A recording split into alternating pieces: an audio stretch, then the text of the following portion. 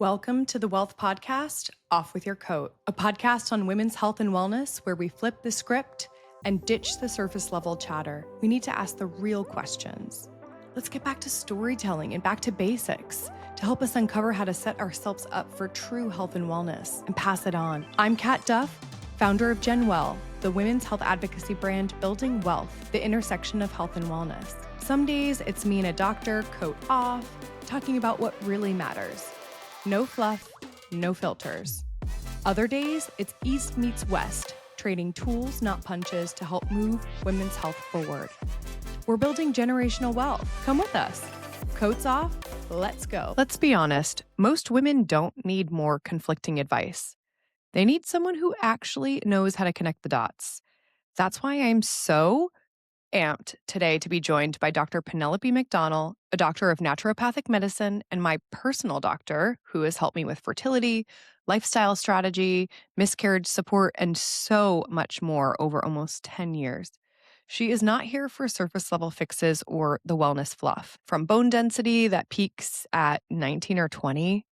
Are you serious? Yeah, 19 or 20 our bone mass peaks as women. The wild west of peptides, fertility prep, menopause, libido. It's a jam-packed episode. We're breaking down what it looks like to take a more personalized, balanced approach to women's health without the fear-mongering. Dr. M, welcome to Off With Your Coat.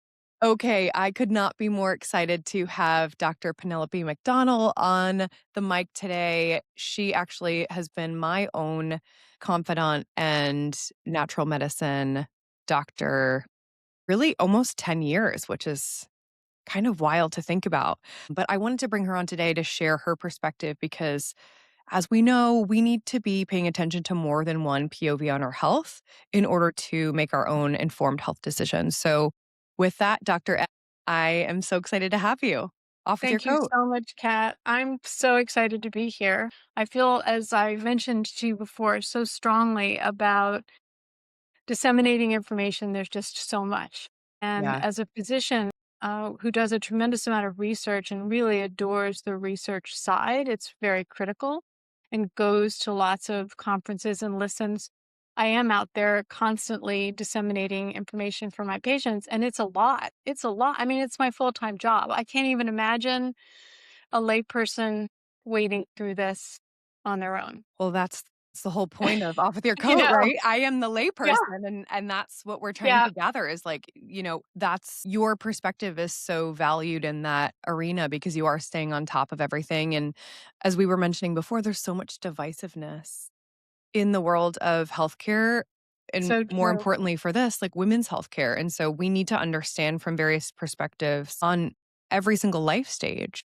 So with that, I'd love to know more of like a personal story. If you had an aha moment for yourself in women's health, just something that really shocked or surprised you. So I think it started with menopause. I was really surprised how much I hesitate to use the word shame because I think it's overused, but I think many women, particularly those that had had children, particularly multiple children, were just used to suffering in silence and used to working, late nights, early mornings. And when you started going through hot flashes and mental emotional swings, a lot of my friends just sort of sucked it up and carried on. And it unfortunately set an unrealistic way of living as an example among just everyone. I found that to be really challenging. I I had just I had been finished with naturopathic medical school for a bit when that started. Thank goodness I went to medical school before I went through menopause, and I was surprised at how much was available that people really weren't aware, and also what was acceptable and what was unacceptable, what you should be suffering. Well, there's really never any reason to suffer. But the other thing too is it never ceases to amaze me how many of my patients, I try and always say, how's your vagina and how's your libido? And it never ceases to amaze me how many patients are so relieved when Right. I ask that question. And I think I also found this was also the aha moment for me too. I had a really terrific medical school professor on sexual health, gynecology, obstetrics, and women's health. And she was just very empowering for facilitating the start of that conversation. Wow. Yeah. I mean, the sexual health part, absolutely no one talks about, or it's talked about in a silo. And The amount of women not having sex over 65 is really alarming. And right. I understand that when you're talking to a woman about sex, you're often talking about her partner as well. And of course, women are not interested in sharing intimate details of their partner. It almost feels like you're not being a faithful friend kind of thing. But there are just so many things out there to help. And so many men and women just decide to live, without sex for the rest of their time together. And it makes me sad for some women. Some it works for, others I can see they're sad. Yeah. No other But way to. even earlier than that, right? I mean, I Yes. think I just stopped breastfeeding, as you know, but in that period, which makes sense, like no libido, but it's like you're sort of smack back into like possible perimenopause or Yeah. different symptoms. So, like, I think libido in general needs to be talked about. So, what are some of those things that you learned that you were surprised by in medical school or sort of in practice?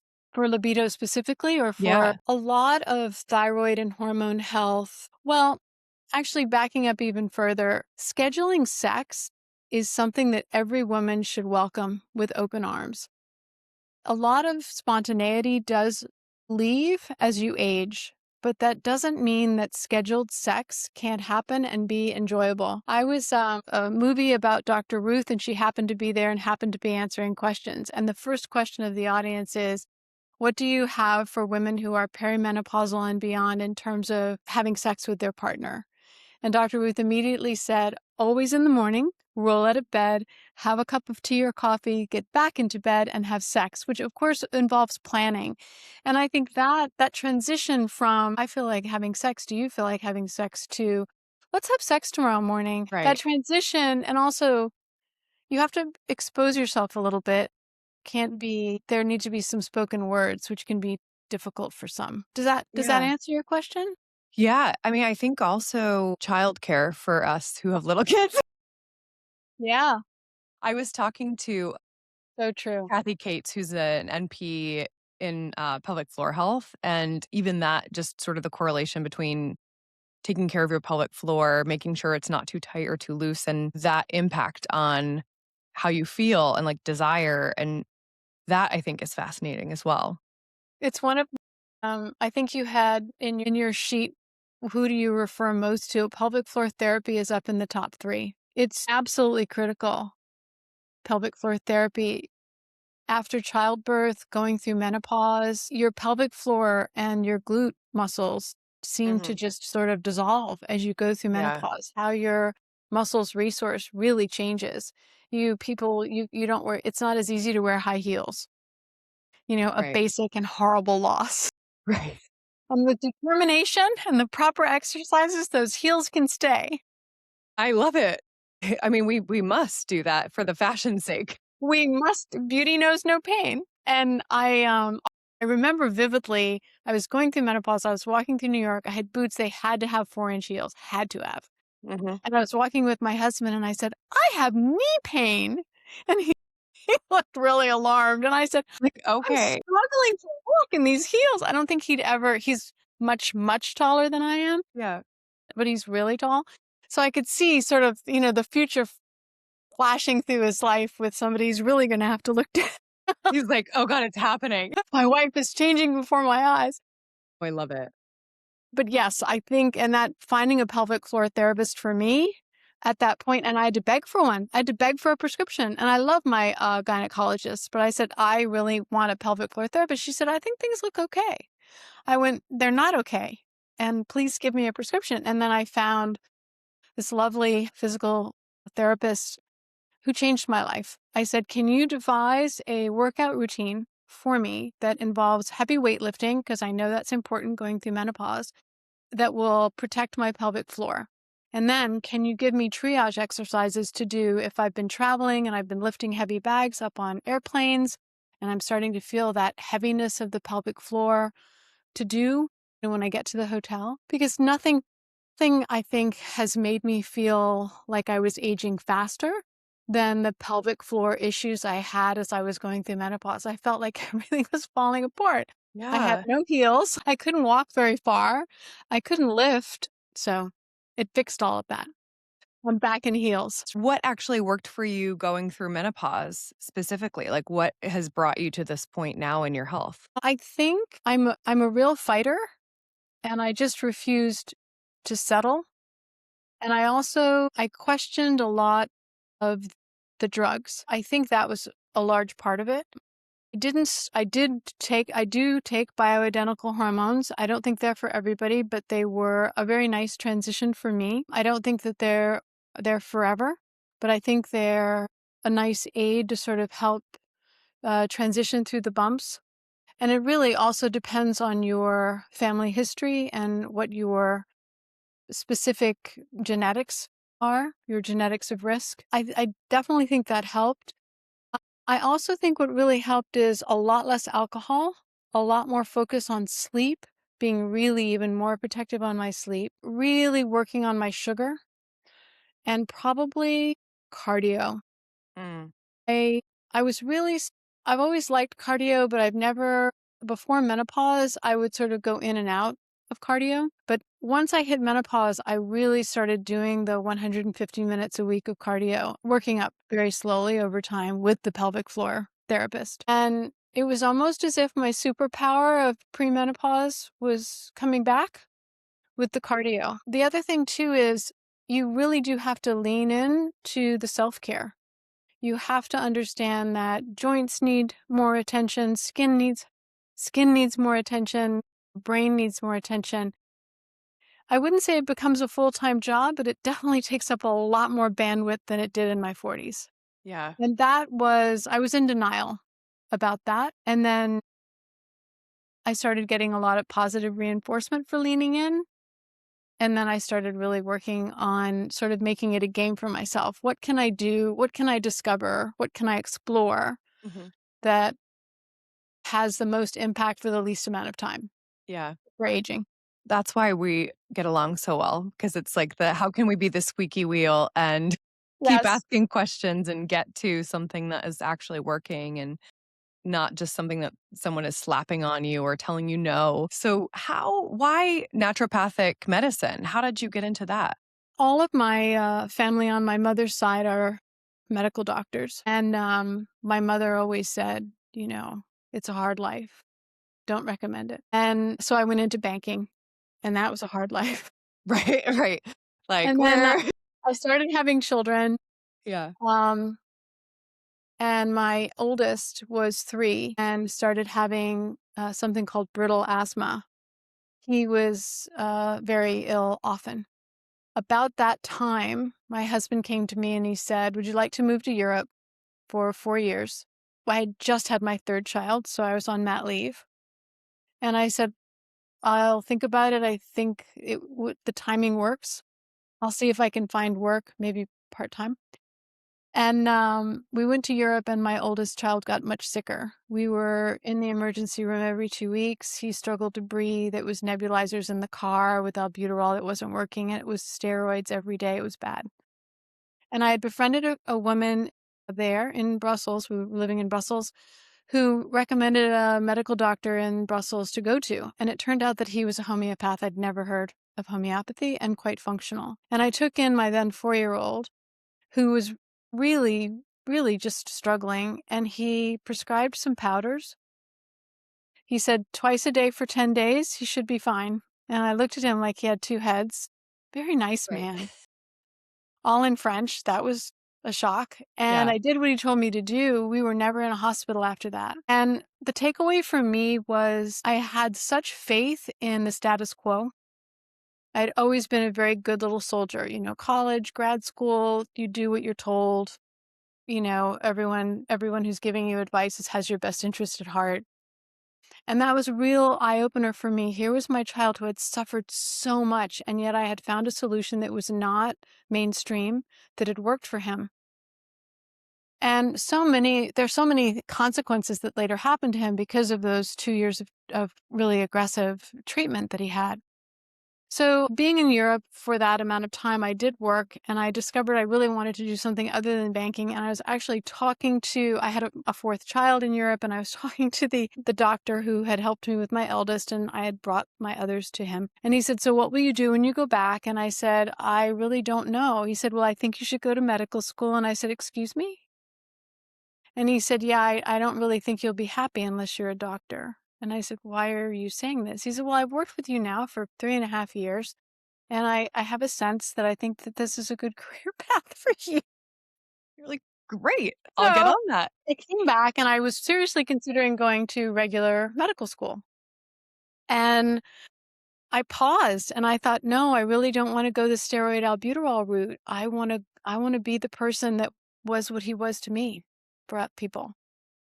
I love that. And so I I yeah, signed up for physics, biochem, and organic chemistry and biology and anatomy because I needed prerequisites. And I fell in love, madly in love. yeah. My So fifth child. I love it. So tell me the difference between naturopathy versus traditional medicine versus functional medicine. What does that look like? Because I feel like that is a constant confusion for folks. It's like, So much confusion. And right. to sort of add fuel to the fire, they're all different types of naturopaths. So let's start there.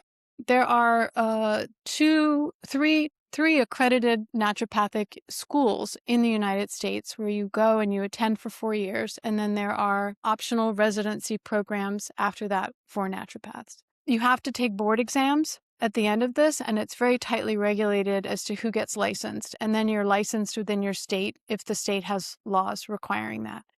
When you are seeking a naturopathic physician, it's really absolutely critical in my mind that they have either graduated from Bastyr, NCNM, or Southwest, because the program of those three schools pretty much mirrors the medical school that you're most familiar with, and then layers on top of that classes like herbs and pharmacology. I was required to have 3 full years of training, of psychological training in how to interface with patients. 3 Right. years. But on Wow. top of that, homeopathy. On top of that, we had to become herbalists. We had a year of acupuncture courses just so we understood Chinese medicine, so that we could talk to acupuncturists about what they were, interact with them on behalf of the patient. So these schools, I feel, have a very well-rounded curricula and have very high standards of passing. So then you have, in some states, depending on their licensing, you can put up a shingle and say you're a naturopath and not have a license from those universities. I'm sure that there are some really wonderful healers who have done that, but I feel that it's a bit risky. The pool is not as defined. Now, the difference between my education as a naturopath and the education of a doctor that goes to the traditional medical school, I am most interested in the first domino of your disease. Is it your genetics? Is it something that happened to you in college? Is it a decision? Is it something, was your gut in really bad shape in your teen years? And did that change how you process food and your level of inflammation, and therefore affect a cascade of, for instance, chronic disease or infertility or mental health issues or hormone imbalances? When you're going to regular medical school, you're given a set of drugs, and you're very closely monitored on, especially with insurance companies in the mix. It's really hard being a regular, defining myself as irregular medical doctor. You have, unless you decide to go concierge, you have limited time for insurance coverage, all that sort of thing. Right. But when they look at a problem, they are busy in their mind applying the drugs that are available to them to that problem. Mhm. I have a bit of a freer reign. I have so many modalities available to me that I can use. There's definitely a place for pharmaceuticals, very important place for pharmaceuticals, and I absolutely work with many traditional doctors with patients, particularly in the women's health arena. But very often, particularly, I think the traditional medical system really struggles with chronic disease, Mhm. and anything that just seems to perpetuate and doesn't have a quick fix Right. or doesn't, and also the patient that is not normative in the, so every drug is made for the largest group possible, and you want that group in the center of the standard deviation, but they're always outliers. They're always people who just genetically struggle with drugs. They get the side effects. Right. They're often redheads. My organic chemistry professor said, it's the redheads. They always need extra blood when they deliver babies. They Wait, always why is struggle with that? Is it a genetic genetics. mutation or what is That would be the my assumption, and that was Yeah. his assumption. So for those people, it's not, we can look at GLP-1s. It's just amazing to me, another place where genes play such a strong role.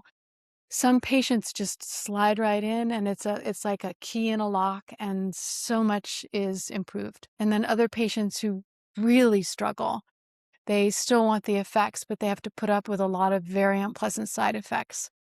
And so that's sort of one place where I definitely can come in and say, this will help you through these side effects, and you're probably one of the outliers that need extra support to tolerate that, or maybe a different peptide for you is So are needed. genetics a big part of your practice in general? Like, do you like to have underlining screenings for everyone? It depends on the budget and the interest. For me, it's icing on the cake. So I love Intellex DNA. First of all, it's a company run by two women, really smart Love. women. Yeah. One of them worked for Dale Bredesen, who wrote The End of Alzheimer's for 20 years. He's Duke educated and residence at Duke, and then went off to be very functional when it comes to brain health. And it's for a basic executive panel, it's $1,200. And then for $700, you can get a mental health panel. And those are the two that I use primarily.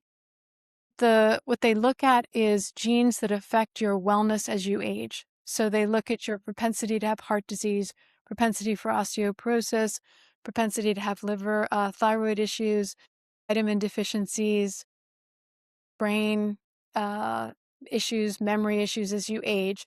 And then, and this is the genius part of Intellex DNA, the two women took every study that they could find that had been done in both the functional and non-functional arena, so pharmaceuticals and herbs and lifestyle, and Love. combined them into the report so that you have in front of you all of the studies that support fish oil if you have inflammatory cytokines in your body, and other basic things, but also more complex as the genes get more complex.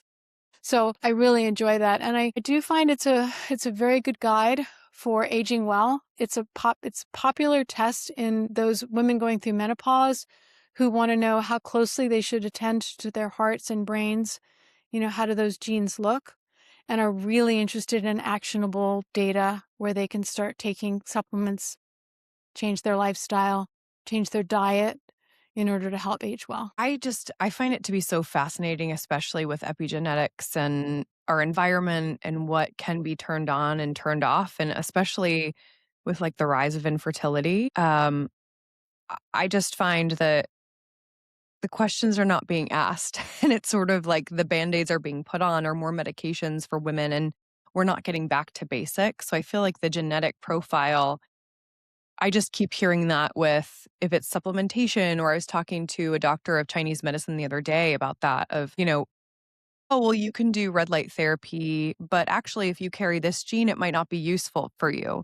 Like, I'm just so fascinated in diving deep into that. Like, how deep is too deep, I guess, when you're getting into that whole You can structure. chase your tail or you can Yeah. move forward, and it's very challenging. I think, and it's also the problem with a lot of studies. A lot of studies are done on people with a set of genes, and the studies work for them. And then you try it and it doesn't work for you, and you wonder why. And it's because your genes, we're back to the whole GLP-1, why some women are better than others and how they tolerate it.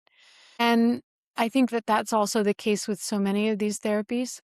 Although there are some of speaking of red light therapy, you mean for cancer or for what, or for brain or mental Like health or timing of red light therapy, if you do it at night, in the morning, sort of like what works with your circadian rhythm? circadian rhythm. Yeah. Yeah. I do really like the Aura Ring for that, because the Aura Ring the Aura Ring, Mm. I really enjoy that device. It tells me a lot about the stamina of a person. I look at the ratios of what their sleep quality numbers are, deep, REM, and light. and also the levels of stress during the day, the amount of cardio. I find that all really fascinating and often genetically driven as well. What's an example of that, that it would be genetically driven? There are some people who really struggle to have good heart rate variability as they age, and they have to work harder and do more cardio. I always throw in a sauna right after cardio to help them. I love that the Aura Ring tracks HRV so that you can see as you age how it changes. So that would be an example of genes. My gosh, there's so many sleep genes. I'm sure more than we understand. I've never heard of that, a sleep gene. Tell me Well, more. it's really sort of a secondary. I should say that there are a lot of genes that impede quality sleep. So one that Mm, has a lot of press is a gene called COMT. So this is the gene specifically designed to break down adrenaline. Most doctors and lawyers have, so you can have a gene that's open, that's half open, and then completely closed. So if you are a COMT with both open, you are able to break down adrenaline. You can calm yourself pretty easily.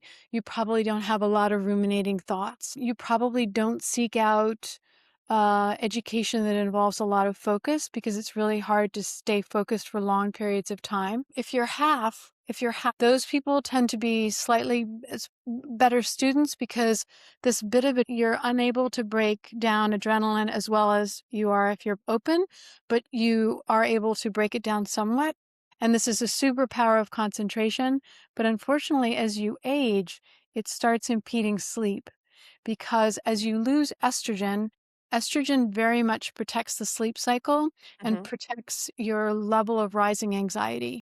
If you have this or even this, which is also very common in my patients that are waking up 2, 3 times a night in their 50s, 60s, and 70s, they need support in breaking down adrenaline, and that Yeah. supplements herbs, and that's also how they lead their day. They can't roll out of bed and race through the day and hit the bed and expect to sleep. The ones that are open can. The ones that are closed need some time and space to break down the adrenaline before sleep. Does that make sense? Yeah, I mean, I'm like here. I'm like Yeah. teetering on the edge. And I'm like, I wonder if I'm not I think we need to surprised. call that. Yeah, We should. depends it depends on the day, but how is it do you test just for that gene and it will tell you if You you're can. open, or is that Yes. epigenetics that it is No, causing it to be you open? can test for that gene very easily. Okay. Genova has it as an add-on to the metabolomics, and I think you could do it itself as well. It's the COMT gene. And COMT. Okay. it gives people a lot of relief that it's not their imagination. And I emphasize there is a lifestyle shift. It is absolutely critical for those that are either double or single to set aside a part of the day where they just deflate briefly. And then you can go back. But if you're just, and as you age, it just becomes harder and harder to recalibrate if you're not pacing. Pacing becomes more important. Yeah. I mean, that makes perfect sense, especially with all of the volatility of our hormones and thinking about even perimenopause, postpartum, like all of those stages where if you are here, you're Yeah, not able to so downshift true. Yeah. and regulate. Yeah, and a lot of people think that, oh, I'll just take lemon balm or L-theanine or Mhm. phosphatidylserine before I go to sleep or melatonin and I'll be fine. No, you really need to possibly take something in the afternoon. Not that makes you sleepy, but that calms you so that you can sort of prepare to land. And that's Yeah. something that becomes more important as you age. And the- it really is because of the shift of hormones. Yeah. So unfortunately, hormones play a role in amplifying the problems when you're like this or you're like that. Right. All right, we'll add that to our Okay. appointment discussion because I I can't think wait. I we can't need to wait. do that. So, But it's and hard just because very often when you're like this or you're like this, you are in love with adrenaline. It feels good. It's your happy place. You're focused. You're up. You're getting stuff done. But unfortunately, as you age, it doesn't serve you like it used to because it's harder to land and recharge. I would venture to say 98% positive that I have that. But I'm only saying that in the also of like the I always say I work better under pressure. Like if I would have a deadline at work or school and I would just like do it last minute, it would just be like fantastic work. And you're so sharp. Yeah. But it's just I can understand how we need to support that. Um, just for But our also for your listeners. children, 'cause this is hereditary, watch your children and allow them space in school, when they're juniors and seniors, which I know is, a while. Um, they need like a Friday night of nothing. They don't need a weekend of go, go, go. The CompT kids need down. Yeah. Well, also I'm curious about this is just not about women's health, but about boys because you're very familiar with boys. Yeah. Yes. I feel like the testosterone needs a little bit of a breather as well. Yeah, so true. Yeah, I think boys need to be outside and run and moving. It's so critical. But the thing that I find most concerning is actually food and food colorings and additives in food and the paraquat glyphosate issue in the United States and the effect on brains. I don't know why, women have a higher propensity for Alzheimer's, but boys we know have a higher propensity for autism. I feel like the younger boy brains are super, super sensitive, where it's the older women brains who are the super sensitive ones. But for the boys, food, air, Mhm. and good water is so important. Yeah.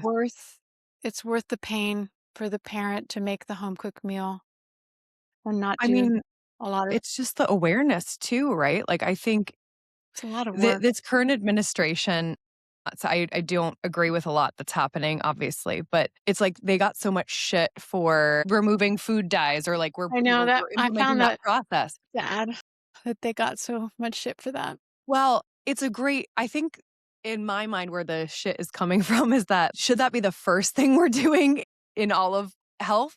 Maybe not. But yes, it is an important piece, I think, of the puzzle. It's just when that was like their first win, everyone's like, are you fucking kidding me? Like there's so much else we could be doing for the basics or getting people who don't have access to food healthier food. There's just Yes. I understand there's always something else, but to your point, that I think from like a brain health perspective, from a hyperactivity perspective, there's definitely something there. Yeah. I mean, there is so much that needs to be done to our food system Right. and the FDA in general.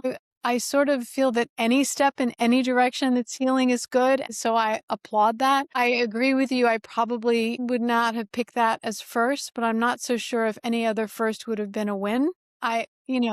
Red tape is onerous. Right. But yeah, for boys, fresh air, water, and make them go outside and Yeah. electronic devices. My son, my second born, was saying the other day, my children, I'm going to like buy a farm. They'll never see an electronic device. He's in tech. He's in fintech.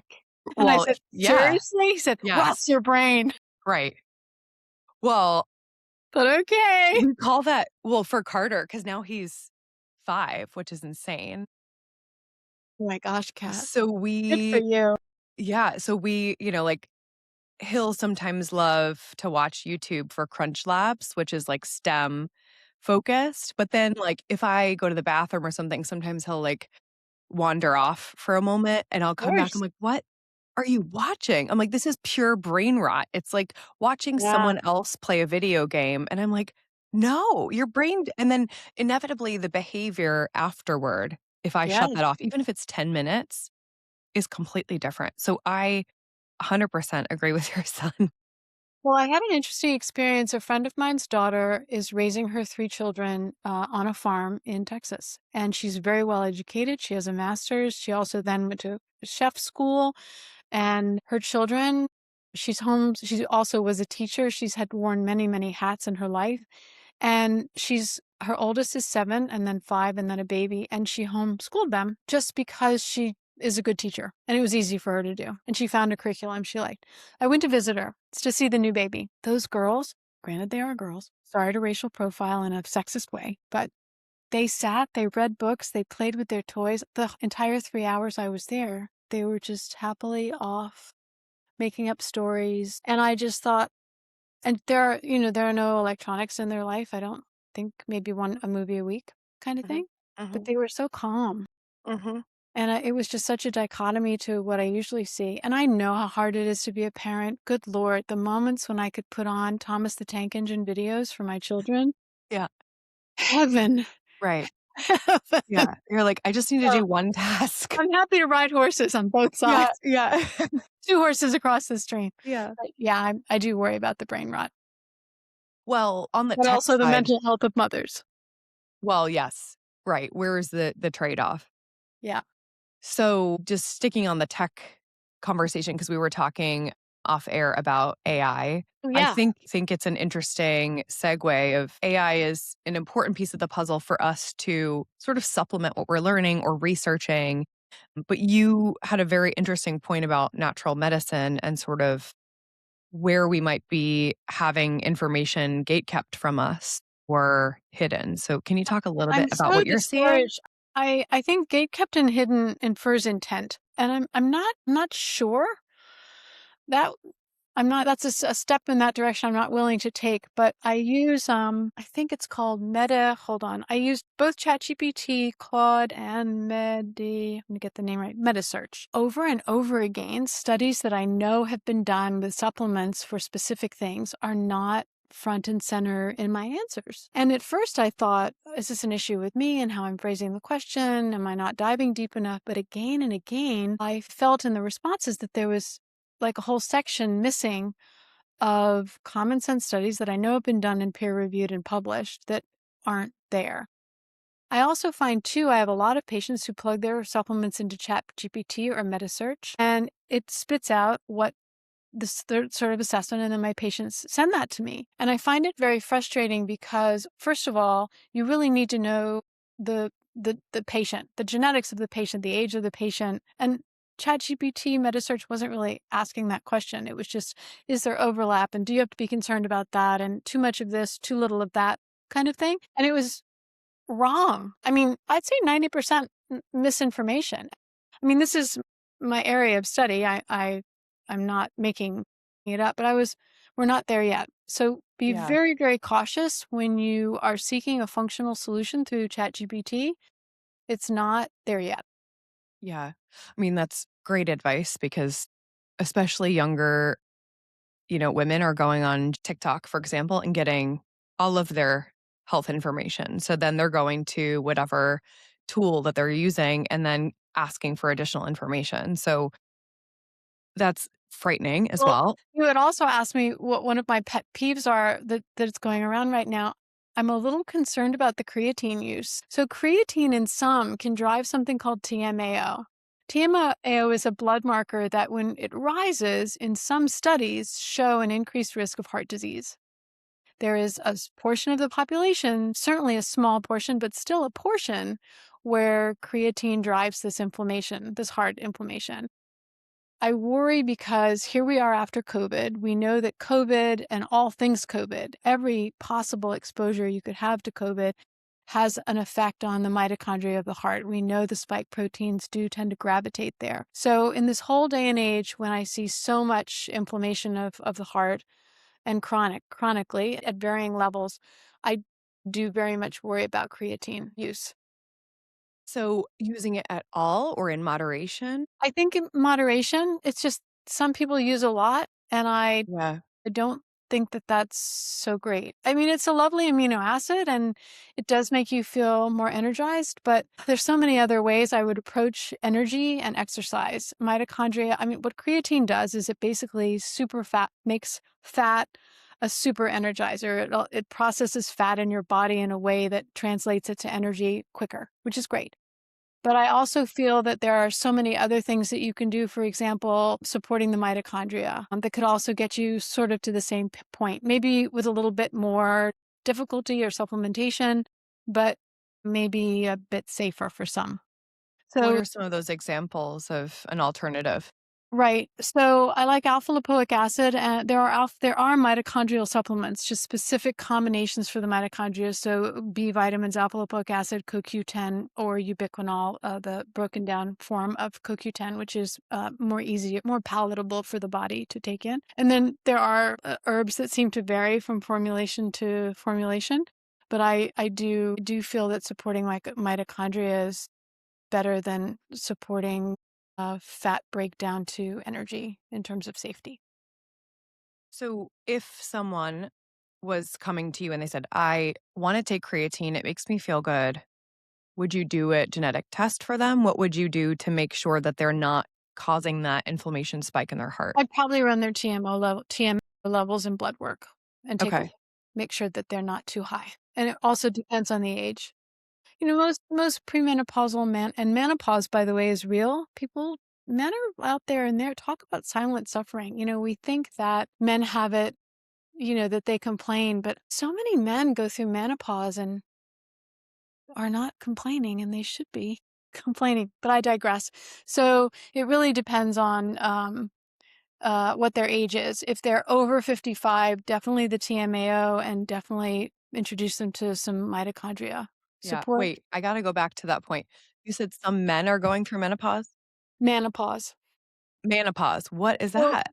what happens to women happens to men. So women go through menopause, and the way they handle sugar, the way they regulate sugar, this whole tire that we get around our waist, the whole changes in our skin, changes in our brain. Men are going through this too. And they seem to be suffering. A lot of men seem to be suffering in silence. And is that a similar age? When does Little that older, happen? A little little older. older. Yeah. I see this a little bit older, but I find that they also are having issues with the pelvic floor, more the gluteus Hmm. maximus, where they I find when you're 65 and you sit for 2 hours versus you're 45 and sit for 2 hours, the damage is much greater. You need to do some stretching. You Hmm. need to do some squats. 45, you need to walk around the block. You're Hmm. fine. Right. So that's what I'm seeing in both men and women. And then men's libido changes, their sexual function changes. We know that, thank you, Peter Attia, we know that 10 years before a potential heart event, men can start having erectile dysfunction. And that really needs to be more circulated. I think men are just really quiet. They're embarrassed they can't get an erection. They tell their doctor and nobody else. Nobody counsels them that this is a heart marker. So yeah, Well, that's they haven't interesting when given you were birth, so they don't have well, the. yeah, on one hand, I'm like, "Fuck." I was like I keep saying to Ryan, "Well, you don't have to go through anything. Like, you He didn't do will. this." He will. He will. You'll have the last laugh, Kat. You'll have the But last but the laugh. markers, it's interesting because I think there's also a lot of grifting that's happening in the natural space. It's like we have over here in traditional allopathic medicine where women are constantly saying, I feel gaslit and I don't want to just be shoved on birth control or medication. But it's really on that side, you need to find the right practitioner who's going to listen. And that's on us to try to figure out, right? Like there are Yes. amazing Sadly. physicians. Yeah. On this side of things, and I'd love to hear the comparison of naturopathic medicine with functional medicine because I think right now women are getting inundated with protocols for this, that, and the other, for menopause, for fertility, for cycle syncing. And on the functional medicine space, it's like, let me sell you a battery of tests and then just give you all the supplements I've created. It's very confusing. It's the Wild West. So, where do you personally think that women should be navigating and finding the right practitioners? I know you gave a few examples from like the naturopathic space, but how do you differ from functional medicine? And what do you recommend people do to become discerning patients? It really all has to do with the power of formulary. When a person is sitting across from you, they are as good as their armamentarium. If they have a lot of expertise in what they can give to you in terms of supplements, in terms of prescriptives or access to prescriptives, if they don't prescribe them themselves, lifestyle, diet, and they really understand deeply, that you can make lifestyle changes that are as powerful as a supplement and that it would fit your complaint, you've sort of hit pay dirt. So you have a typical allopathic physician with his row of pharmaceuticals who does standard blood work, and you're talking to him, and you'll get a set of answers that is as narrow as his armamentarium.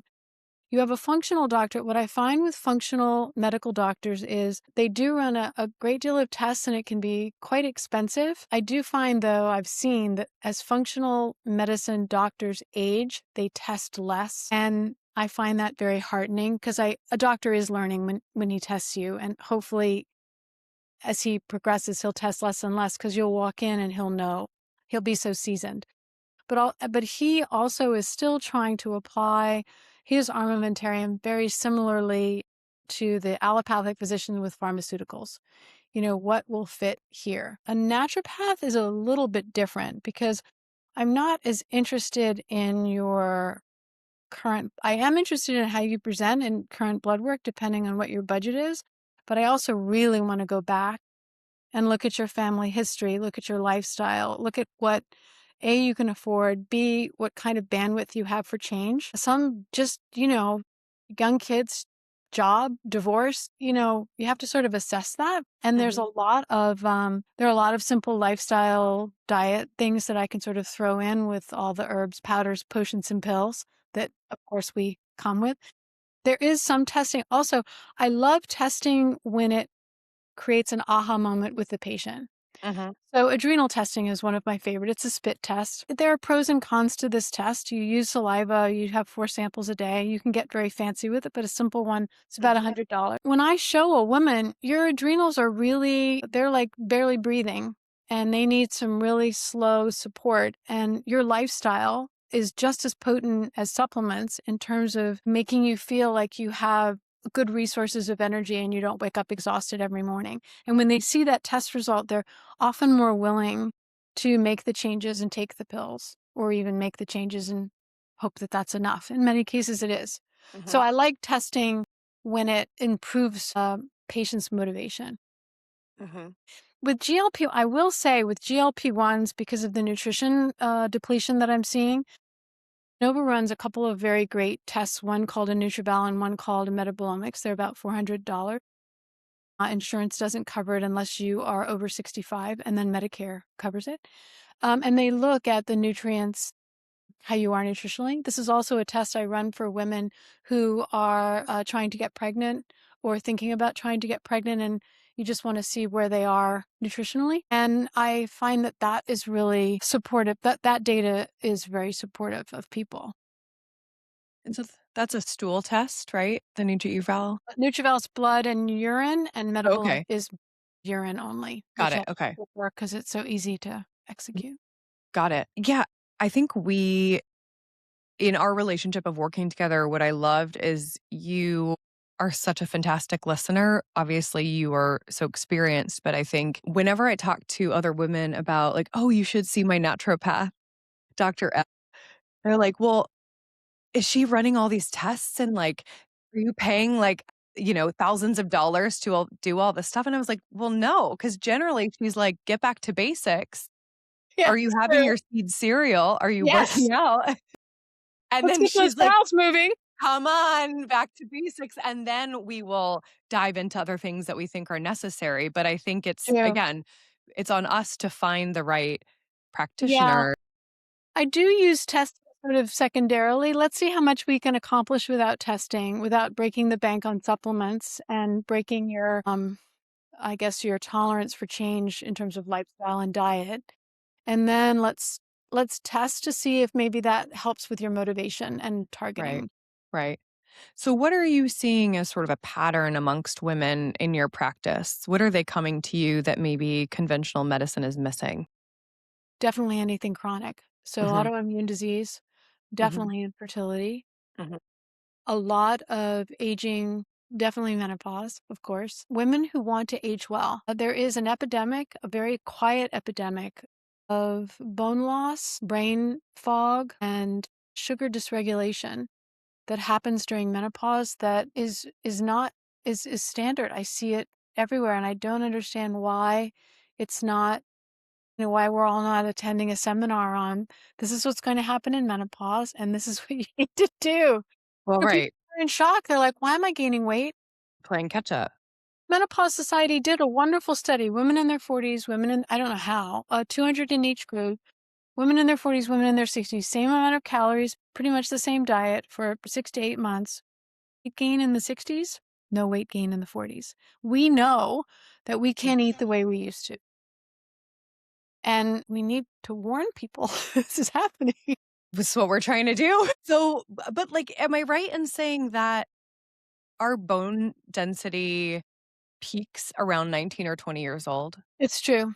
Yeah, Why are we waiting until 65, 55 to say, hey, we should start lifting? We should build that bone density to treat that. Like, what should we be doing in our every 20s? woman when she goes through menopause should have a bone baseline DEXA. The World Health Organization does not recommend a DEXA scan until you're 65, which I think is way too late. It's not a functional recommendation. A functional recommendation because I don't see bone loss. I take that back. There have been some very rare exceptions where I've seen bone loss before menopause, but I don't see bone loss start until estrogen starts to go on its downward slope. And even with bioidentical hormone replacement therapy, I still see bone loss a lot. Bioidentical hormone replacement therapy is great for your spine, not so great for your hips. So I still see a lot of hip osteoporosis in women who are aging. It's truly an epidemic. Everyone. So what to do to Why? prevent this? Yeah.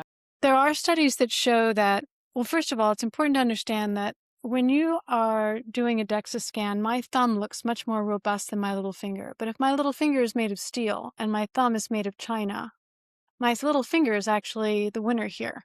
But the DEXA scan can't see that. So it's important to add a trabecular score to find out the density and the knitting of the matrix in the bone. That's an AI add-on that most radiologists should have. Many don't.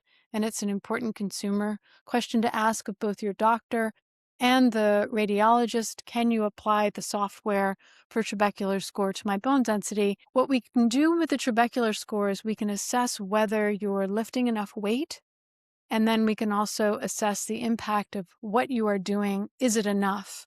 And should you be doing more to get that bone to properly knit? We know the bone's thin, but that doesn't mean that their tensile strength can't improve. Interesting. And do you think we should be doing this proactively to have a baseline, like in our mid 20s and our 50s? Like, how far back do you think if we're peaking I 19 or think I 20? think I think all women with daughters who are 19 or 20, I think they really need to focus on making sure that they are lifting weights and doing sports.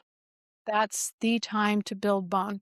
And then I think once you hit 25, your window is closed in most, depending on genetics. So Zoe needs to be lifting pretty early.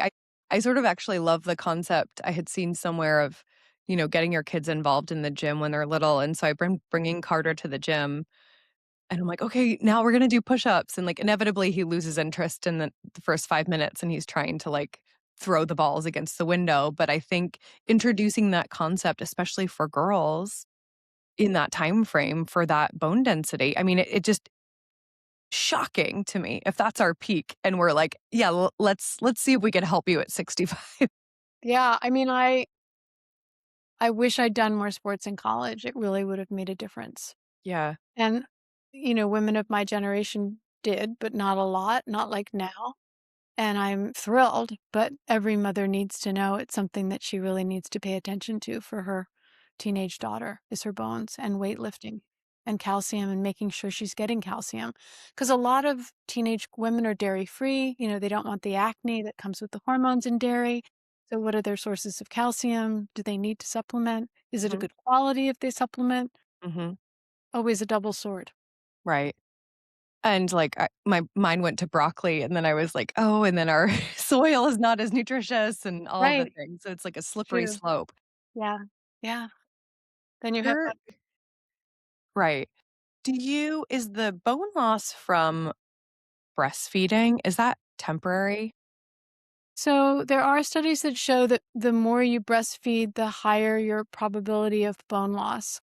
I really think we're back to genetics because osteoporosis in the panel that I run of genetics for osteoporosis, there have to be 25 markers that are assessed. And knowing and understanding where you lie in that definitely helps your sort of set your level of vigilance. So that would be an example of finding out sooner rather than later. I also think too, look at your mother.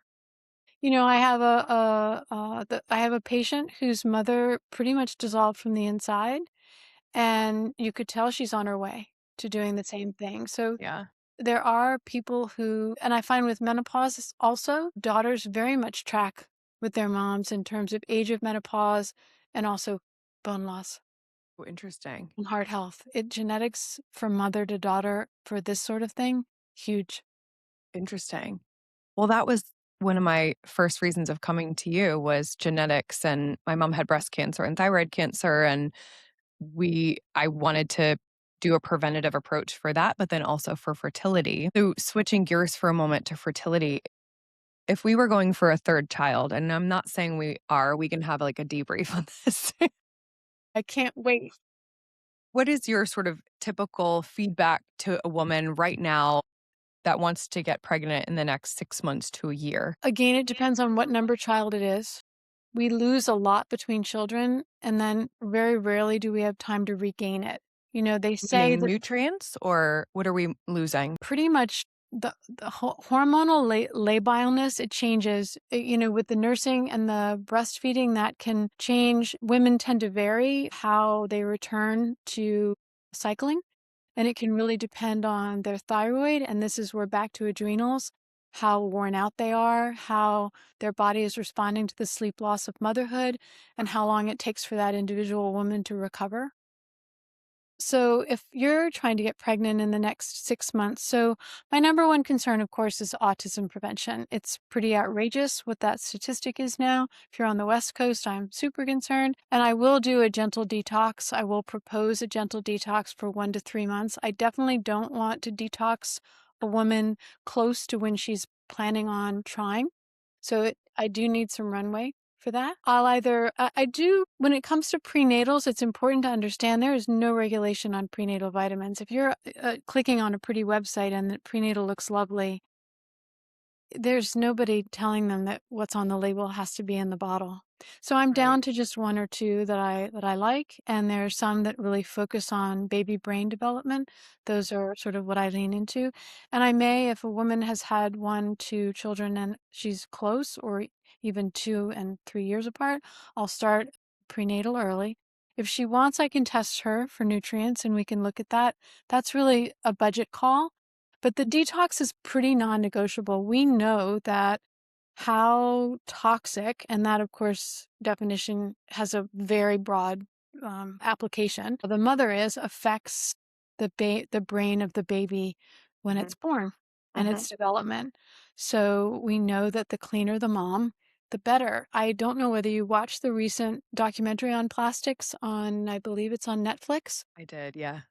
I found it heartening that after months of detox, there was some fertility. The body is amazing. And that's really what I try to replicate with my mothers to be.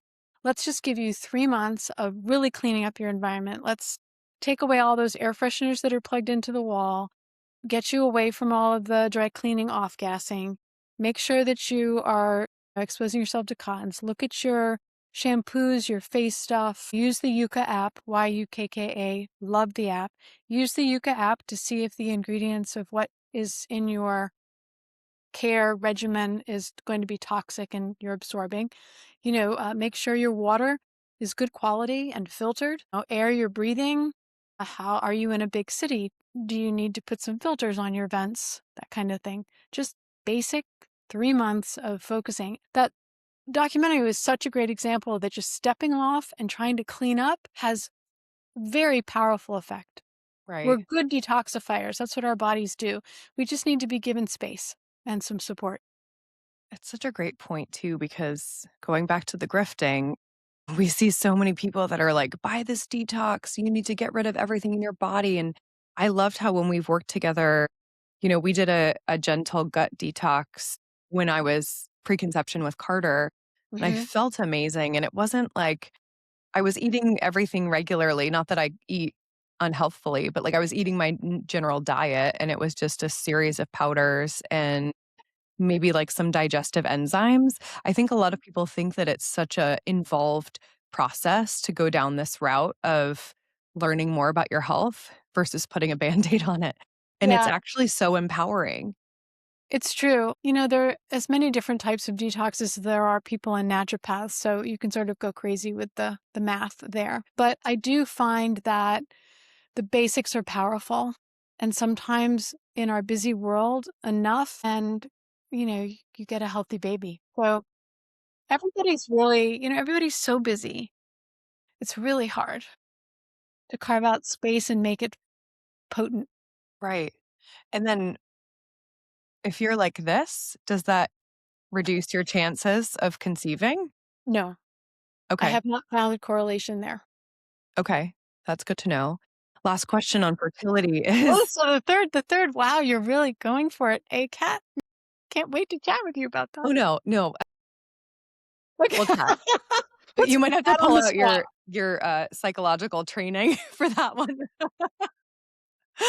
Um, different hat. But I also wanna ask about your partner because we often just spend time on ourselves and we're the ones tracking, we're the ones doing everything and sort of making our mental load stacked high to the ceiling. What tools should men be given in order to increase fertility chances? No hot tubs, Mhm. saunas, or if you do sauna, put an ice pack on your genitals. I think a multi is really important. Anyone who even suspects there might be a fertility problem, sending a man in for a sperm count and motility is really important. I mean, I've seen so many couples just suffer for months, and women are, standing on their heads and literally and figuratively. And in actuality, it was sperm motility and quality and quantity.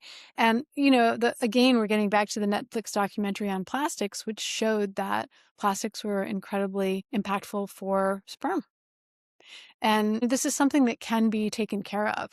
This isn't something to be embarrassed about that's unfixable. You can improve a man's sperm count. There are lots of supplements, there are diets, there's all sorts of things you can do. So Yeah. that's it. Don't be shy about being aggressive in testing men's sperm. Well, I would think we do it right away before we start trying, right? Yeah, men don't like to do that often. I mean, I'm probably putting that out there in maybe an unfair way, but I think with hand holding and encouragement that it's not necessarily a failing. It's just a fact of life in our toxic world. That more and more men, I see, it's almost I wouldn't call it an epidemic, but it's certainly changed in the past 20 years. The amount of men that are having low sperm motility and count. Yeah. I was even thinking of so we go to a place near us. There's one in New York too called Remedy Place, and it's sauna, cold plunge that Ryan likes to do the contrast and some other modalities, but you have to wear a bathing suit in there or clothing. And so I was like, you can't sweat in your polyester plastic undies or whatever you're wearing. So I ended up getting these like I'll link the brand that I found, but they're like wool Please shorts. do. But I think that that's another thing too that we just don't think about what's on our bodies and like when you're sweating and that is going directly into your biggest organ. So true. And also, what about the water? Are you in a hot tub? How many chemicals are in the hot tub? What are Mhm. you absorbing? Right. Quick question on water too. If you are using reverse osmosis, do you like to remineralize the water or do you just do your own minerals? It really depends. I like Trace Minerals, the brand Trace Minerals. It really depends. Are you using quality salt? I like Malden salt. I like the salt because very often the salt contains a lot of minerals. So it really depends on how liberal you are with good old salt that's not iodine filled but and not stripped down. So I sort of analyze the diet. If you're having a lot of processed food, that's a lot of stripped down salt. And that's somebody I would more likely to use the trace minerals drops in the water. But it's important to have minerals in water. We've used the trace minerals. I'll literally just put all of the 40 drops and take it like a shot. I'm Great. just like, and Yeah. there you get it. But I know Wonderful. you've always said not to really over mineralize or use electrolytes unless you're really sweating. But should you be doing that if you're already stripping your water, or how does that work? I definitely think if you're stripping your water of minerals, you definitely need to augment with trace minerals. Okay. Okay, great to know. And then do you double down then if you're also using the sauna or Yes, okay. exactly. Yeah. And Okay. then that's when electrolytes come in. And also, electrolytes are really all about salt. Some people really need a lot of salt. Those are the element users. And then others need less salt. There's the noon users. I do worry about colors, and you can get the sugar free. You can drive yourself crazy on Right. electrolyte at the end of the But day. I think the net for women, they don't really need to be taking electrolyte packets every morning No, not on unless a they're daily studying basis. profusely in athletes. Athletes definitely need it, and so do frequent sauna users. Okay. Super Depending helpful. if you're in for half an hour a day. Yeah. Okay. How awesome is Dr. M? Take a moment, subscribe, rate, review. This helps us tremendously to get to the right women, and also so that you can get part 2 of this amazing conversation next week. Also, make sure to follow at Genwell Official on Instagram so that you can stay up to date on all of our women's health content. See you next week.